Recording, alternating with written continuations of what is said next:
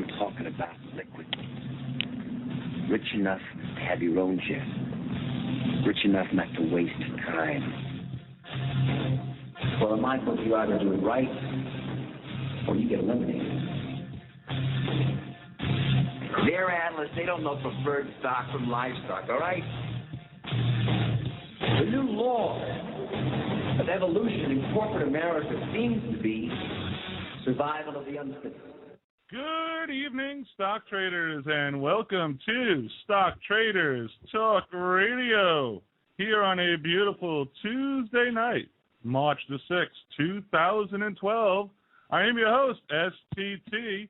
Joining me on tonight's program, I have QT Cal. What's going on, STT? Oh, just waiting for the interview to come on. Waiting for you to do your thing, girl. You Sounds ready? Good. Oh, heck yeah. It's all good. Also, joining me on the program tonight, I have Stock Sumo. I had Stock Sumo. Time we he does shut that. him up, and then now we He get does. Stock. Sorry, hey, yo, whoa. All right. Congratulations. Welcome to the show. We start at 8 p.m. Eastern Standard Time. Hi. Is he with us or no? I made it. My headset was giving me problems there. I had to plug it in, and I had to get it adjusted. I'm here. Okay. God forbid we be prepared on time. Maybe tomorrow night we'll do better. We'll see how it works out. Also joining me on tonight's program, Mr. Kopp. Hey, what's going on there, Mike? How are you? I am fantastic, sir. How about yourself? I'm doing great. Pretty excited about QT bringing the A game. Another interview. It's awesome. She's been busy. On your travels, I know. You've made her very busy. A lot of good practice. There you go. Also joining us on tonight's program, Sifakia. Aloha, STT and gang. Mahalo. How's everything? Sumo was pulling a siffy there. Yeah, I see that. It's always good. Always good. All right, let's move on. Tonight, Stock Traders Talk Radio has done it once again. Another exclusive CEO interview. Doing tonight's interview, Miss QT Cal. QT, take it away. Thanks so much, Mike. All right, we're here with Mr. Danny Alex. He is the CEO and president of BRAV International Ltd. The stock ticker is BRAV. That's B as in Bravo, R as in Robert, A as in Apple, V as in Victor. Mr. Alex has a diverse history and background in the stock market and fashion industry. He is focused on the women's fashion apparel industry. In this interview, I'd like to cover a more in-depth look at BRAV International, who they are, what they do, and also focus on the recent progress of the company. Welcome to Stock Traders Talk Radio, Mr. Alex. We're happy to have you. Well, it's a pleasure to be on. Thanks, QT. You got it. Please call me Danny. I don't know if I'm worthy of the Mr. Alex title. Oh, my. All right, Danny. And you can call me Amy. How about that? All right. Sounds good, Amy. Perfect. All right.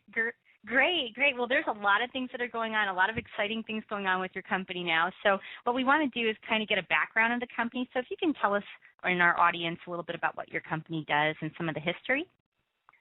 Sure. I mean, I think especially in today's climate, just like any other, business, you go through a lot of sort of scaled events and in trying to build a business, especially in this economic environment where you have a declining, or you certainly had a declining retail environment, and you had too many retailers fighting for the same dollar out there, and you had this sort of decline. What we went out there and did is, we went heavily into the women's activewear apparel, which I was a part of for some time, and we started that in terms of one of our main product offerings. And I also happen to do all of the websites for the company. I write the code, I do the Photoshop, I do the search engine optimization, which saves us a ton of dough, which is, the important thing. And so I started a bunch of websites just over a year ago and diversifying into that women's fashion side more broadly. And one of our websites, Only Leggings, which I spent a lot of time in the search engine optimization on, really disrupted on us last year, and so much that our ROI was so compelling that we really, just like anything else, if you're putting money, why would you keep the money with the bank if they're giving you 3%, if another bank is going to give you 10%? So we scrambled mid-year to, fourth quarter last year to on an eruption of growth. We went from $30,000 a month to $250,000 a month within a couple of months. So that's kind of where we are now. We do women, we don't do guys. Women tend to spend more money on the right things when it comes to fashion, and that's what we focus on. Wow, that's great. Looking at just the numbers that you just described are amazing. And yes, women's apparel is definitely something that has a bit of a better survival rate in a recession or in our down economy. I would agree. So what about the makeup of your board of directors or your marketing team? Can you give us a little background on that? Yeah, something I learned very early on, especially when it comes to microcaps. If anyone, I'm sure a lot of STT listeners out there are probably well-versed with the microcap world and the pink sheets, OTCBB. What you usually get in the small cap world is you get a lot of chiefs around a boardroom. They all want to take $30,000, $40,000, $50,000 a month. They've all got free trading stock. When it comes, time for the 144 that's lifted once every quarter, it's like 8 or 9 people rushing to the door to pound out the stock. The only way that a microcap company works is under a dictatorship form. That's the way I set it up, so that there weren't a lot of insiders that were out there trying to do a personal gain thing. At the end of the day, every person within the company, whether it's myself, who is the founder, CEO, president, and the person that owns $500 worth of stock, has to be rewarded by the same event equally. Meaning, what is the catalyst? What happens? Well, if the stock price goes up, everyone has to benefit in that. Everyone paddles the canoe in the same direction. So under that auspice, there's a gentleman I've worked with for many, many years. His name is Sid Duchak. He was actually one of the former justice ministers in Canada, in Saskatchewan. Highly regarded individual, and just a great guy to work with. He's the other board member. We keep things very tight, very clean in terms of what we do. He's an incredible resource in bouncing ideas off of, or getting other people to participate, or finding new things, new ideas, or whatever the case is. So it's a really tight officer and director team. Is it a one-man show? Yeah, it is. It's from the idea of the vision and getting things done and everything like that. One thing you never get from Bravada is you have 4 or 5 people who have a lot of shares who are taking $40,000, $50,000 a month. I haven't actually taken my salary since the day I started this company. I've yet to take my monthly salary. I live on peanuts and Jack in the Box, but it's critical. People put money at work. They buy money in the stock market. That is a fiduciary duty you can't take lightly, and that's what I do. Great. Excellent explanation. And by the way, Jack in the Box here in Southern California is a staple in the diet. I just want to, reiterate that. Yeah, it's my first time. So, it's not bad. Hey, there you go. Now, is it safe to say that your core business with Bravada is I noticed that you have the leggings, and by the way, the website is incredible. Looking at some of the products there with the leggings. So is it safe to say that that's your focus right now? It is, and what happens in business, if you want to try and pick and choose that which you sell, and you don't listen to the market, what it's telling you, you can't fit small pegs into square holes. So early last year, the market was telling us, hey, we're gonna. But I also knew with the economy and everything the way it was going, if a girl had $100, or let's say $200, is she going to buy a pair of True Religion jeans, or does she want to buy 8 pairs of leggings?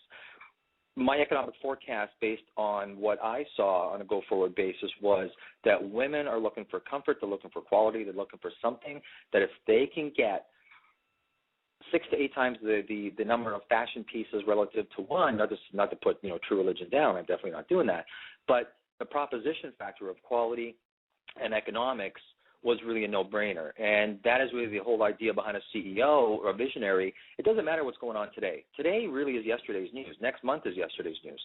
What's going on a year from now? What's going on 2 years from now? That's what you plan for. That's what you shoot for. and we started to sell so many leggings, it was crazy, and that quickly became our core business out of sheer sales. Let's not make this complicated. If leggings are what's going off the shelf at a 10 times quicker pace, let's stick with it. Well, I will be here to tell you that I would be going for those 8 pairs of leggings any day with a budget of $100. So there you go. Right. Awesome. Exactly. Okay. Well, moving on to your business objectives and your plan and your strategies, can you tell us a little bit about the strategic direction of the company and some of those business objectives?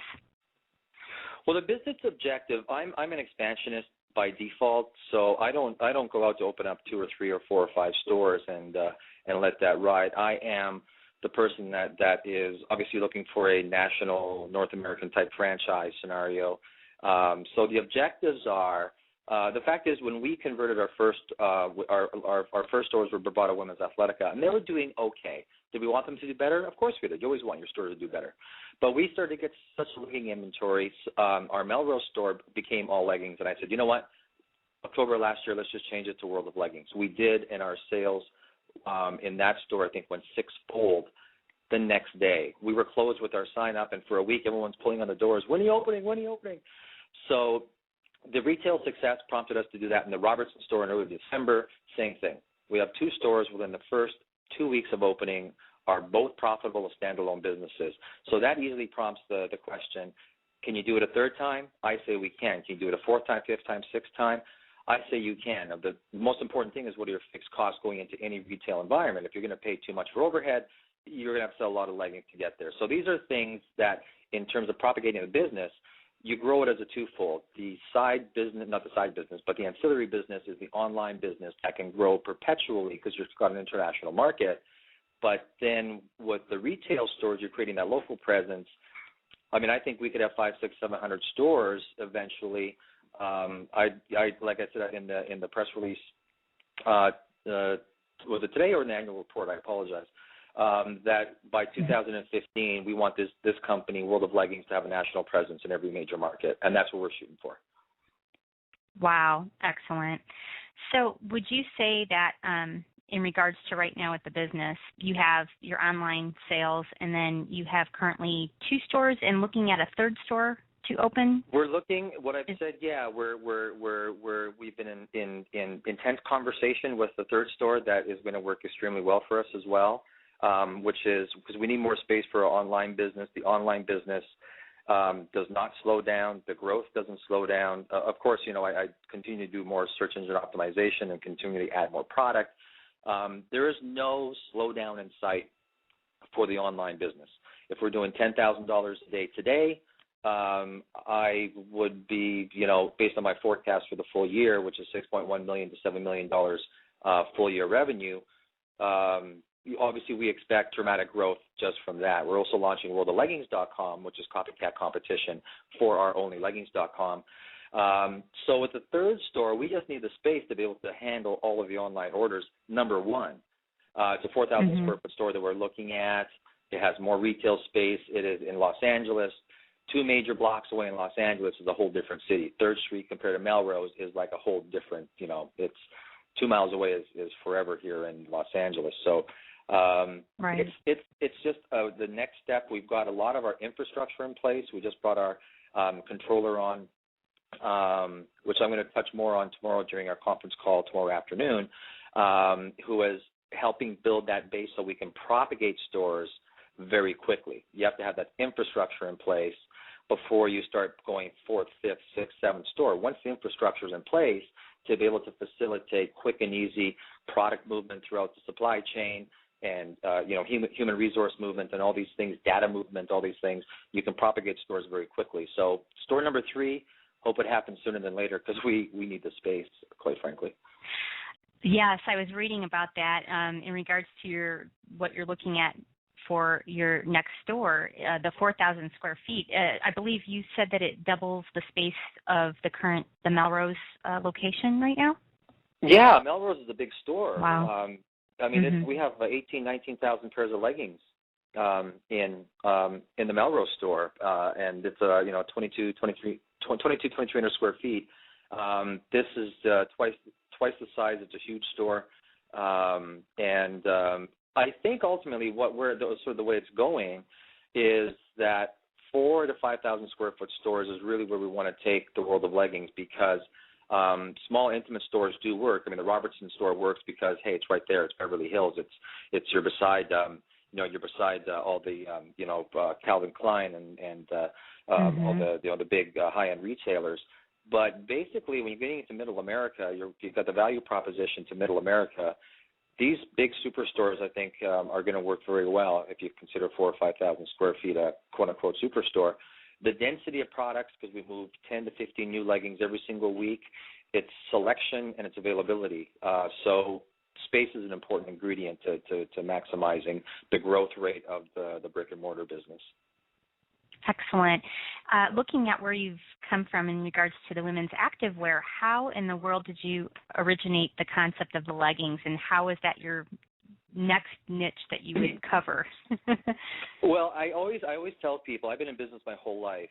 Entrepreneurs find opportunity; they don't wait for it. And quite honestly, what I was doing, I just a ton of work down in the fashion district in Los Angeles.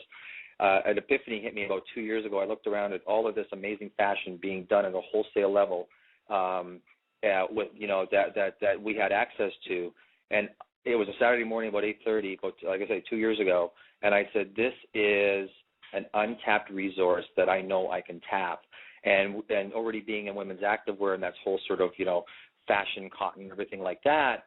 I knew that, and that's actually why we came out with 4 websites last year: a fashion dollar store, World of Swimwear, World of Jeggings, World of Leggings.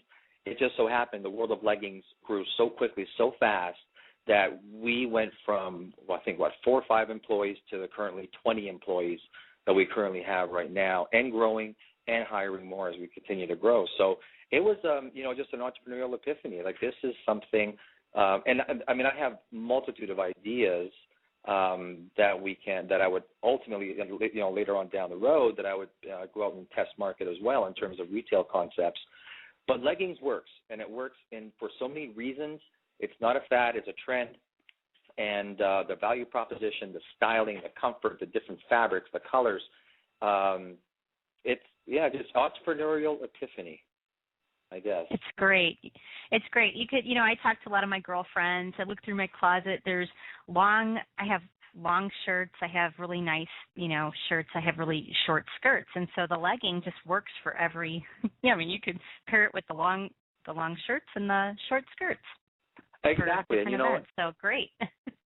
People always ask me, it's like, how does a guy become the legging king of Los Angeles? And first off, I've always been a leg man. I love legs. Legs are a thing of art. But I think one of the great things is, because I don't wear them, I don't have a bias. There's not a legging that I could say I'm going to wear I wouldn't wear. There's just things that I think look really cool. I do all the product selection, and we'll have to send you out some leggings, Amy. That's what I think. I would love it. Okay. It'd be great advertising for you. My people will call your people. Excellent. Thanks, Danny. Okay. So with everything you described, what stage do you think, or business stage would you describe your company being in right now? Well, growth, we're advanced. expansion? Okay. Well, we're growth, we're expansion, but we're definitely an advanced company. If you take a look, I took a look at 5 years ago when I started this company, or even just 3 years ago.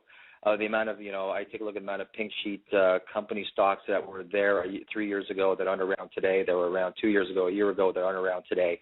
We've always been the real deal, always have been, always will be. That which we construct is real value for real investors on an ongoing basis. We're an advanced company in the sense that our revenue is growing at an incredible rate, that we do not see any reason that it's going to slow down. If anything, it's going to continually just accelerate beyond that, which I perceive, which it has been doing. And, we haven't raised any money for any operational thing or the expansion that we've done for over 4 months now, I believe. That in itself, if we're driving off of free cash flow derived from operations, and we only have a $4 million market cap, and my projections are $6.1 to $7 million, there's a value proposition in the stock and the business that makes sense for investors and our shareholders or anyone else. So I consider, because of my sophistication in the stock market, having been a market specialist in options, futures, and equities, I can do a lot of things that someone else would have a $10,000 per month person doing that I can do for just an hour a day and get it done. So we're an advanced company. We have an advanced infrastructure. We have an advanced product line. We have advanced technologies with respect to the process technology, which I always call it, the process of fulfilling orders, the process of getting things done efficiently with minimal resources. We're a fast-paced growth company right now that is out of this, I think, the speculative realm where you would say, well, they've got no revenue, they haven't commercialized this and that. We're commercialized. We did over $1 million last year. We're pushing for $6-7 million. And I could, hopefully sometime during the year, I can say we're upping our guidance to $8, $9, $10 million. Hopefully I can say that, but, time will tell. I love that. Just looking at some of your recent press releases, 900% increase. It's incredible with this market. And which leads me to my next question in regards to your strategic alliances. Who do you see yourself aligning with, or who do you currently align with, and how does this benefit you, and if you do have strategic partners, them as well? Well, the important thing is, what I learned in business very early on is the more you're in control of, the less dependent you are on others, the more powerful you are, the more the ability you have to propagate your success. We really don't have specific strategic partners that we work with. We have a number of suppliers that I consider trade secrets, because it takes a lot of sniffing, a lot of fire hydrants in downtown Los Angeles to find those things that we have in place from a supply side for this business. Everything we develop in-house. So it's just like the websites. For me, developing all the websites, doing all the Photoshop. If I have 5 new products, instead of sending it out to a web guy, they get done that night because I just put them on till 1 in the morning. If I want to change the front picture, I want to do some search engine optimization with some alt text or anything like that, it gets done right away. It's the ability to move quickly and the ability to do those things in-house without the outside world having to sort of or rely on parts in the outside world.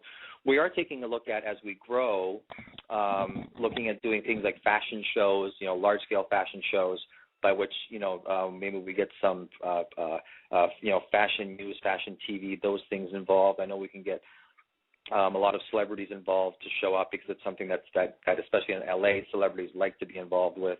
So, I try, we're kind of a self-contained unit, and I really like that. I don't rely on anybody to propagate our business.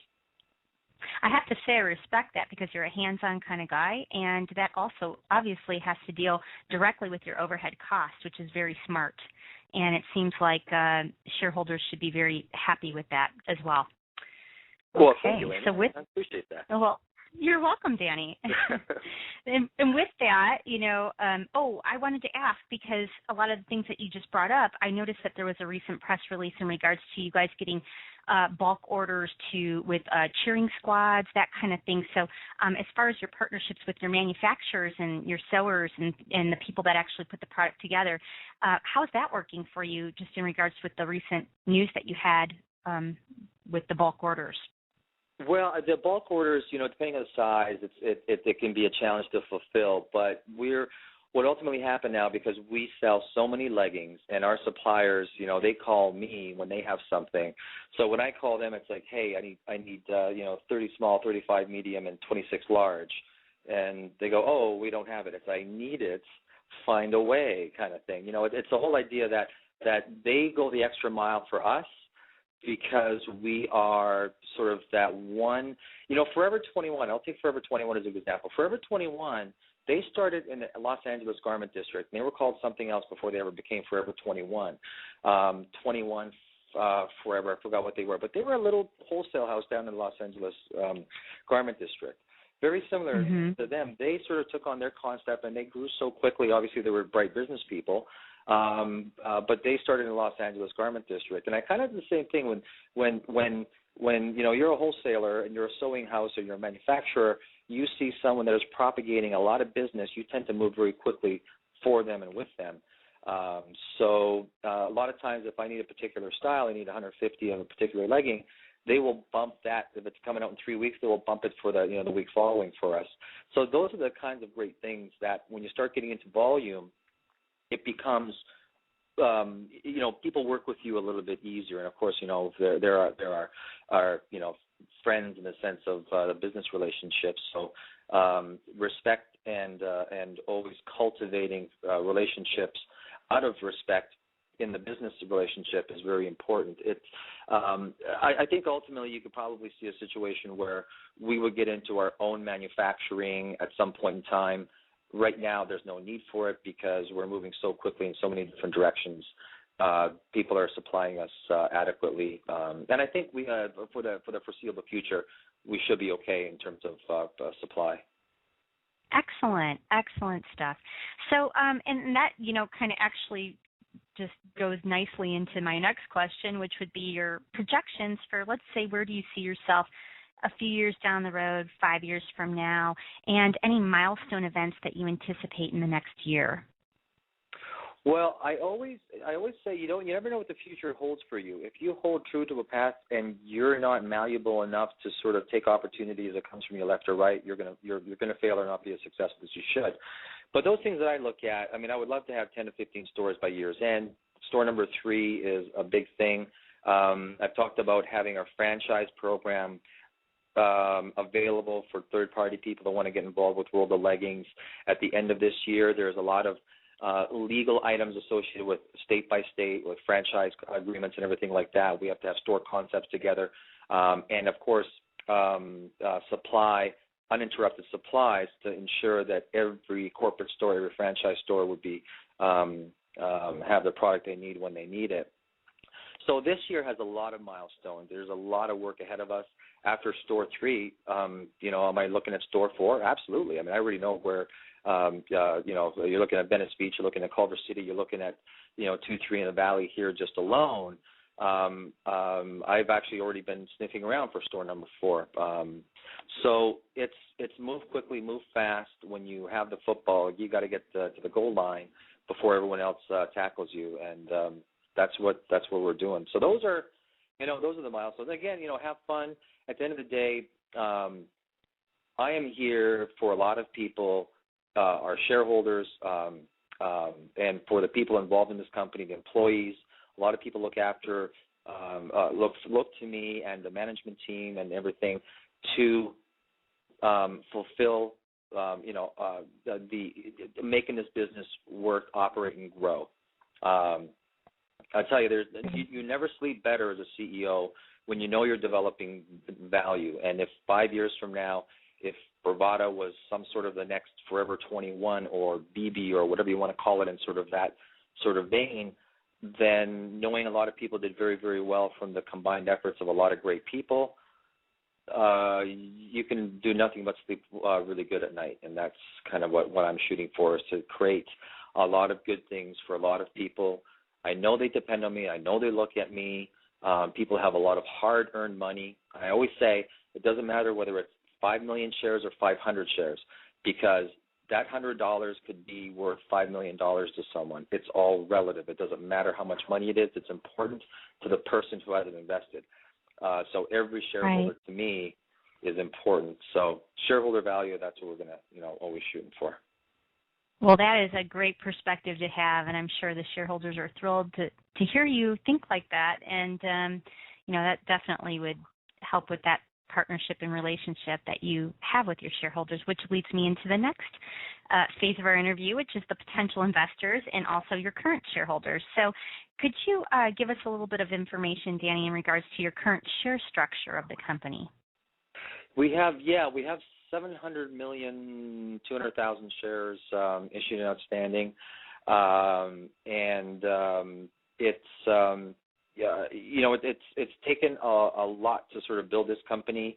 At a point in time where I could rattle off a number of ticker symbols that don't exist anymore, but we have always gone out to try and do the most with the least, and dilution is the cancer for all shareholders. I have no dilutive clauses in my agreements. That does not happen. As a matter of fact, the preferred share structure that I signed on with the company for my preferred shares, they're convertible, but by my own option, I put a $5 per revenue per one, hopefully this makes sense, $5 per revenue per one preferred share to be able to convert into the common. And I also put a 3-year hold on that. So these are the things that I go out and make sure that, hey, management is in this for the long haul, and no one has a preferred situation, so that if 10 shares are issued out of Treasury, those shares affect me just the same as everyone else. That is the only honest way to do it. It's I think some other companies that go out there and put these dilutive clauses where they're not affected by dilution, to me it is criminal. I mean, that's just my opinion. I know it's not. It's I use it as a figurative word, but it should not be done to shareholders. Shareholder, the respect of the shareholder. When people are putting the money at work, those are the things that. So anyway, I hope that we can maintain our share structure fairly close to where it is. Anytime you grow, obviously you have to raise capital to do certain projects, but that will always be at a minimum. Great. I know I just want to backtrack a little bit in regards to some of the things that you talked about with the milestone events and things that you foresee in the future, the franchise program, also maybe some of your branding and marketing, what you see in the near future in that aspect of your business and how you would grow that with the branding and marketing of your product? Well, yeah. People. Everyone wants to identify with something. People, when you take a look at the easy part to, and that's why I decided to use the term world of leggings. It's simplicity. Simplicity sometimes is some of the more. Simplicity can be a sophisticated concept that eludes many people, but sort of the branding of it is, you don't want to be a one, stick on one thing. Trends change.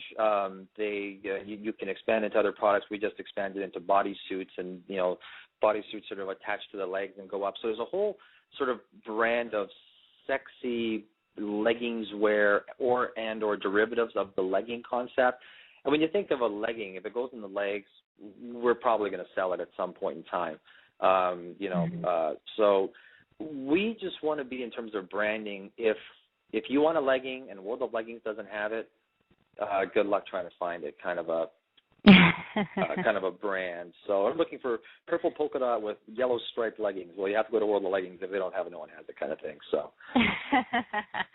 I love the branding and marketing. You know what? I do have to say this to you, Danny, like in regards to, kind of the evolution of the legging. You look at the high-waist leggings. I was looking at that on your website as well as some of the bodysuits, and I will say this. That is super important to women because we all have to suffer with the muffin top. I don't care who works out. I don't care how good you look. There's always the potential of having a muffin top. So that is in regards to your branding and marketing with the high-waist legging as well as the bodysuit, I would say genius. Genius, Danny. When we introduced the high-waisted leggings, a lot of people said, well, who's going to wear that? And all of a sudden we started selling them left, right, and center. And it was like, well, I know when I think, hey, I'll talk for all guys. Sometimes we have, days where we feel, we have fat days too. And women, it's that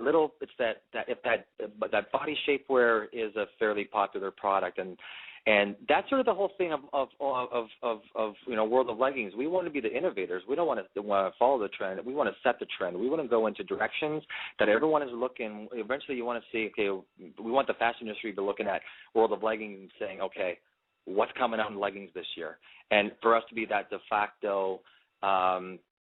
Sort of guide in terms of what might be hot, what might be new. So thanks, Amy. I appreciate that observation. No problem. And again, this is just from a woman's perspective. I had a chance. I had a lot of time to look at your website, and I will say this: some of the things that you're marketing right now, I will tell you, just from my opinion, this is just from a woman's opinion. I see the faux leather leggings, which are hot. They're absolutely hot. The ones that have like the tattoo type of leggings, I love that. It's like biker chick meets like, Oh, I tell you, we just got those in, and it was a discussion that I had with one of the suppliers downtown. I said, if you can make this quality out of this legging, count me in. And when I picked them up, I was just like, Wow, the quality is just absolutely amazing. This is it's like that. I think that UFC kind of clothing genre sort of took that angel wing and that whole sort of concept to the next level. And these leggings, what we call the Rebel Yell, the tattoo leggings, that's the kind of thing that it's hot. It might not be for everybody, but when you see it, you're kind of like, wow, you wear a basic white top with that, or just a half top in the spring, summertime. Absolutely, and I'm telling you right now, if you've got a good pair of Jimmy Choos or some Christian Louboutins, hello, especially red, that would be smoking. Amy, exactly. You know what's going on. You know exactly what's going on here. Exactly. Oh, absolutely. I had to just bring up the branding and the marketing because it's genius. Yeah. And again, my opinion, but I'm just saying you're doing all the right things. Thank you. Thank you. Right. For me, I take it as a big compliment. Oh, no problem. So now we have to get back to the boring, share structure stuff. So go figure. All right. I'm kidding. So as far as your transfer agent, are they open for investors to inquire about the share structure of your company? Always. There's transparency as best that we can do. I do a lot of press releases, and sometimes I don't read the chat boards. Of course, sometimes I do because I need to see just what kind of silly things people are talking about. And it's absolutely, it's amazing. It's amazing to me. It's like, where do these people get this stuff from? Really, what are you guys thinking? So as part of the transparency side, it's like, you know what? Call the transfer agent if there is something. Absolutely. At any point in time, any information that we can provide investors on a level playing field basis, the seller and the buyer have to meet in the marketplace, armed with the same information or access to the same information for there to be a bona fide trade. So that is, don't call, everyone don't call Madison Stock Transfer. They're great people there. But absolutely, it's an ungagged transfer agent. Awesome. And that just, that just exudes transparency. So thank you for that information. Yeah. We'll get into, now I have, we just have a typical question that we ask in regards to revenues, but I know that you have some pretty big things that just came out today in regards to your revenues, the percentage gains, and also some of the more financial statements that you had posted on OTC Markets. So do you want to elaborate on that, Danny? Yeah, we as part of the growth, when you grow so quickly, so fast, and you have this deluge of revenue that comes in, so many things you have to get in place very, very quickly. Excuse me. And we actually brought on the first girl we hired. Her name was Jenny. She was with us for 2 days. It just kind of made a change. We made a change 2 days after. And Anna Henke has been with us. Her brother was actually one of the council members here in Los Angeles, so her affinity with the Los Angeles area is very good, and her experience is very deep. So she came in about 2-3 weeks ago, and we had to do a lot of work from 2011.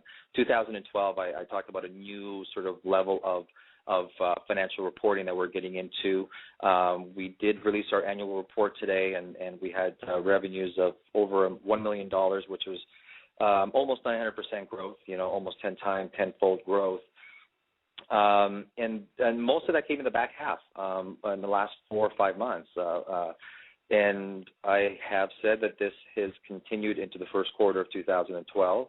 I pretty much expect, of course it's not finished, that Q1 2012 is going to be a record quarter as well. So, there's a lot of things going on, and as when people start to realize, wow, there is real stuff happening here, there is real product going out the door to the tune of thousands of these things going out the door every month, in leggings and bodysuits and products.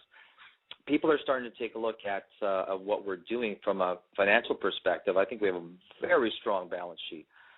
I've always been a proponent of the balance sheet. You can see, first thing I look at when I was a financial analyst and economic analyst, I look at the G&A, general administration. What is going out in G&A?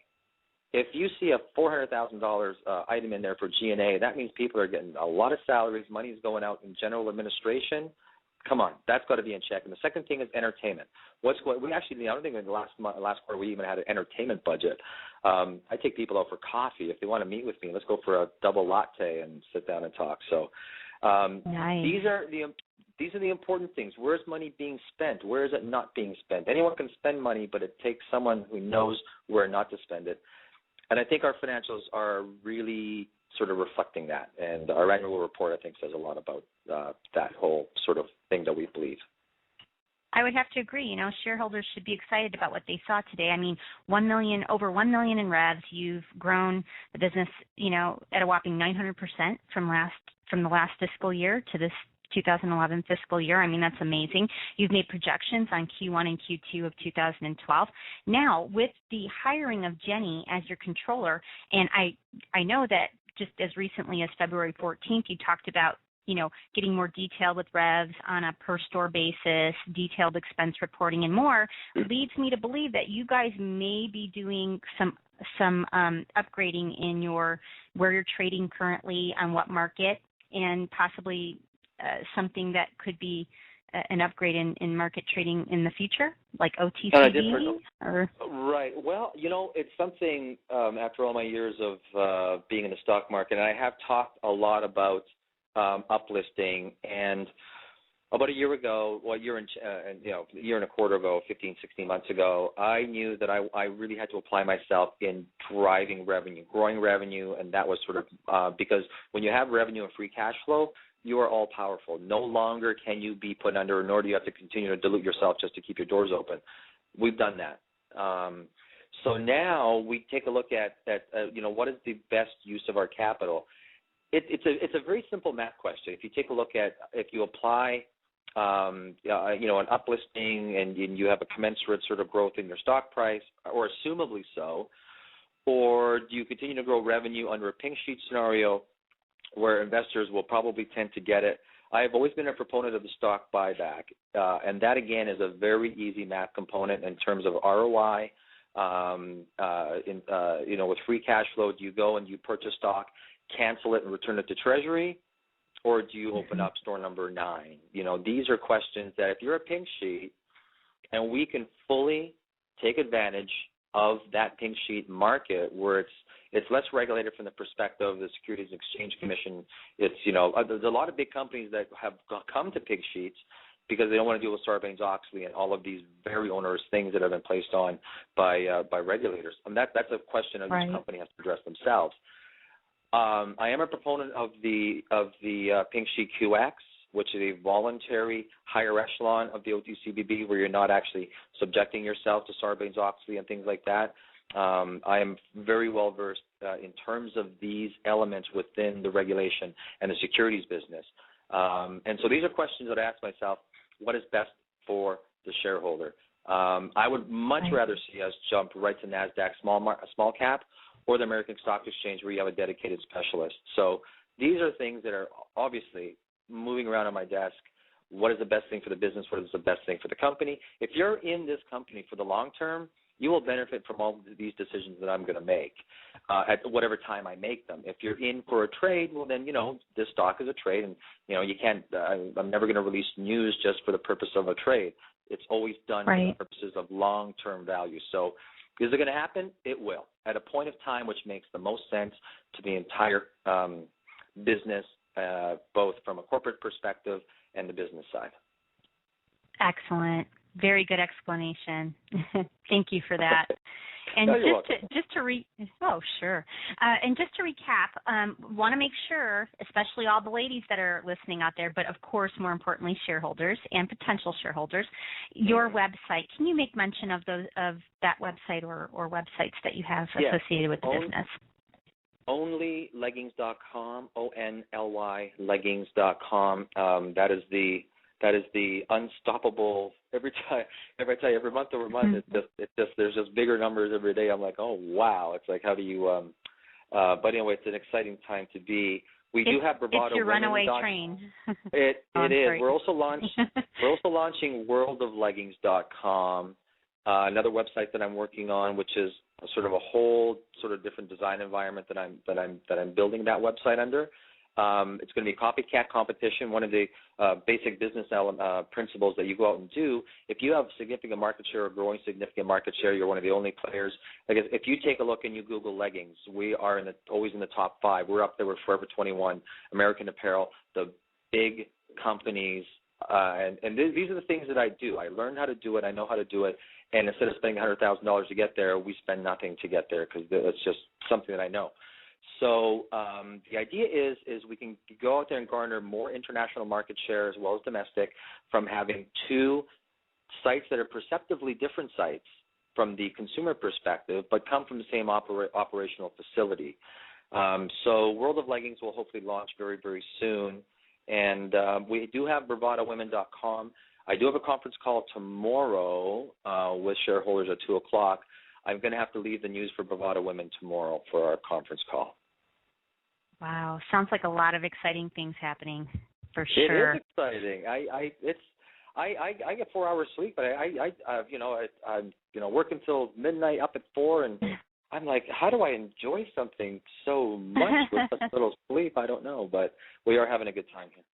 Well, that's good. And if shareholders don't realize it, that how passionate you are about your business, then I don't know what else to do because you exude passion in talking about your product and about your business, which is great.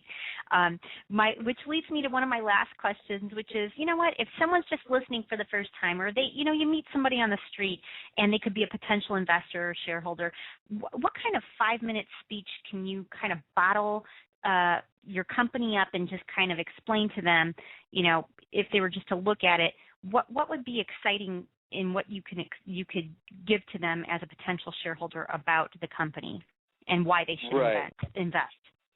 Well, the first thing I would do, being a former broker and, having all the licenses in terms of the stock market, the first thing I always tell people is make sure you know and understand who the management is of any company, especially a pink sheet or a microcap company. You have to know who those people are. You have to know their past history. You have to know that which they have done.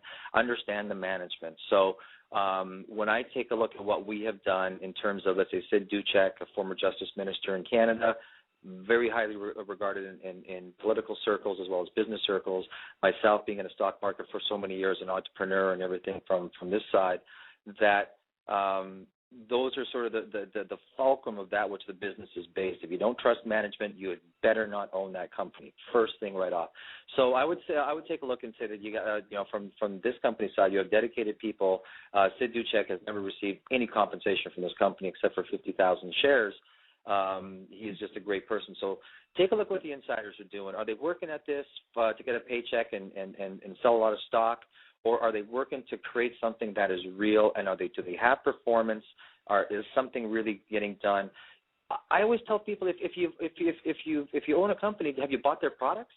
If you own Bravada stock, have you gone on there and just bought a pair of $12 leggings from us and see what happens? Understand the company, buy from them. If you don't like the experience from them, don't buy the stock. So, from our perspective, I never tell people to buy stock. I never tell people to sell it. But I easily for me to point out we have a $4 million market cap on a company that is growing, you see 900% year over year. We're looking to grow 600-700% this year. Real revenues at a $4 million market cap. The value proposition is so obvious. It doesn't take much explaining. The only reason you wouldn't buy the stock if you don't trust management. If you don't trust this management of this company, there is no management of any company, and I will put my name on anything that this company does and that which I've done for this company and the integrity that that any officer or director has done for this company. So it's integrity. It's that's what we do, and that's the value proposition of why this stock would be. I never want to tell people what to buy, but if you're going to hold this company for 5 years, I think the prospects look pretty good, and especially in what's happened so far. I guess I'll say it that way. Well, that is an excellent overview of your company. Thank you so much for giving that to us. Is there anything else that we need to address that we haven't covered so far? Well, I know we've covered a lot of information. Yeah, I think that, I guess one of the most important things it doesn't really matter. A lot of times you have headwinds, and they're called, macroeconomic forces out there. Being a former economic analyst, I take a look at those things. Especially a microcap company, it's like a small sailing boat in the middle of the ocean. The wind can blow you around pretty good, but we also are ruled under the law of small numbers. The law of small numbers say if the leggings business is $8 billion per year, actually I'm not even sure how big it is, and put things in perspective. If we are averaging as a company $8,000 to $12,000 per day, we are doing as much business as the one corner McDonald's is. That's the size of our market share, the size of one corner McDonald's. Wow. Our ability to grow this business is only in the inception of where we can go, and we're proving it month over month, quarter over quarter. We have barely touched the marketplace and that which is achievable with this company. We've proven commercialability. We've proven the ability to successfully sell our products at a profit. And so the macroeconomic forces that come, you take a look at 3 years ago, 4 years ago when the meltdown happened, and boy, you had to have seen that one coming because that was one of the most obvious meltdowns. Now, from my perspective, ever. Right. But taking a look forward, we're in a presidential year. What happens in year following the presidential year? Who gets in? Is it Mitt Romney? Is it Obama again? What forces are going to drive? Now, if the Republicans and Democrats don't come together and get this $17 trillion debt, these are important questions to a business. You may not think so. Mm-hmm. They are critically important. If $17 trillion debt turns into $19, $20 trillion debt, there's some serious and significant problems associated with the U.S. dollar, the deflation or the inflation, internal inflation, and the deflation of the dollar, and those things that are sort of around. If interest rates spike, what happens next? Does the company know what to do and how to propagate its products and services within a hostile economic environment? So that's sort of the other thing that I think is really important. That's always, investors should always look at and make sure that they're aware of it, and then the company and its directors are aware of it too.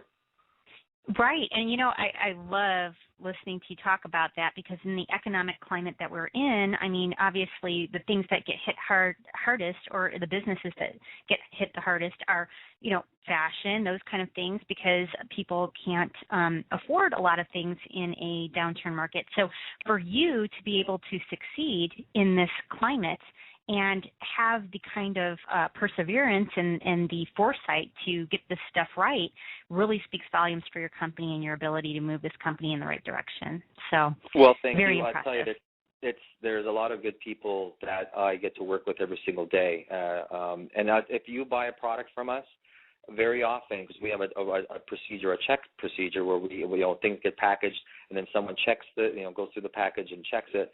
Very often you will see checked by Danny Alex. I go right in, I pick, I pack, I check packages. I am in the very, guts of the operation, working side by side with everyone every single day. It's critical that a CEO understands its people, its business, where the product comes from and how it gets to where it's supposed to be going. And it's exciting. I mean, it really is. I'm happy.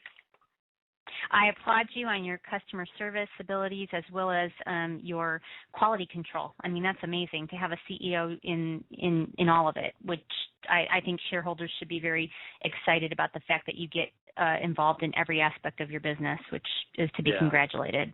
So it's fun. Great. It's fun. I love it.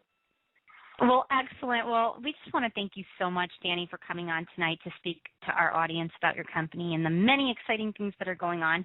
I would like to extend an invitation to join us on any radio show in the future, anytime you have other news to disclose or things that are going on in your business. And we just really appreciate your time tonight, spending it with us on Stock Traders Talk Radio. Well, Amy, thank you very much. I take that as a huge compliment because I think your program is one of the great up-and-coming ones. I think you guys are great. You're entertaining. I love your content. I love what you're doing, and it was an absolute pleasure to be a part of it. And thank you very much.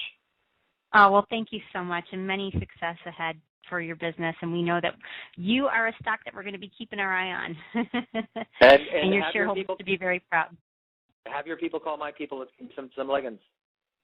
That's right. I'm getting ready for my leggings. I want to match them with my Jimmy Choos. Let's do it. All right, Take a Danny, picture and send it thanks so to me. much.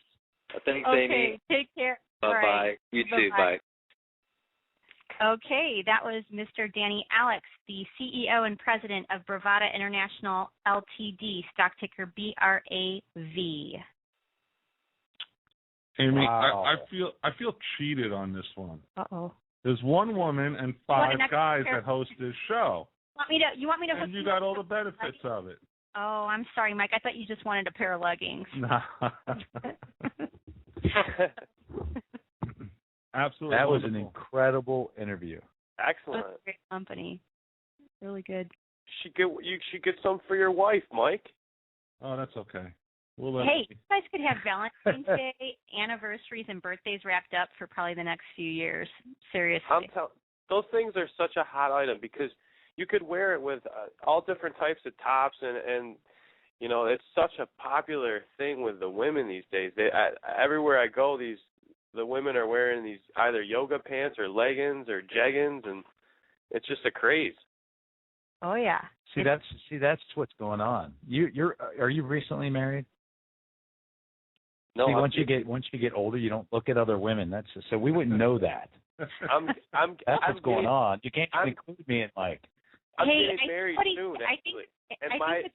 Sumo, I think what you're getting at is that you're walking around your house in your leggings or your jeggings. No, my girl wears them constantly. She always wears them. She looks good wearing them. I like them. They're very.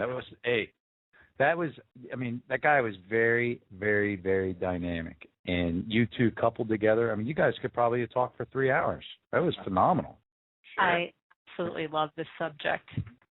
I think it was one of the best interviews I've ever heard. And I don't say that often. Oh my. Uh-oh. Competition going on. Well, thank you guys. You had my you had my my attention the whole time. Sorry, Kyle. Oh, yeah, that's okay. The funny thing is, Amy, the whole time as you started going and you started going into the muffin top thing, I'm like, oh my gosh, I'm so glad I didn't do this interview. I'm just keeping I it could real. have never have done that. I could have never have done as well as you did. That was phenomenal. Phenomenal interview. You know, it's like Great. Not only do you want to know about what's going on with the business, but the product itself. When we're talking about muffin tops, that's a serious issue for us chicks. And I don't care how much you work out, there's always a little bit of that muffin top that's going to come through. So this product, if it takes care of the muffin top, we're good. Nice.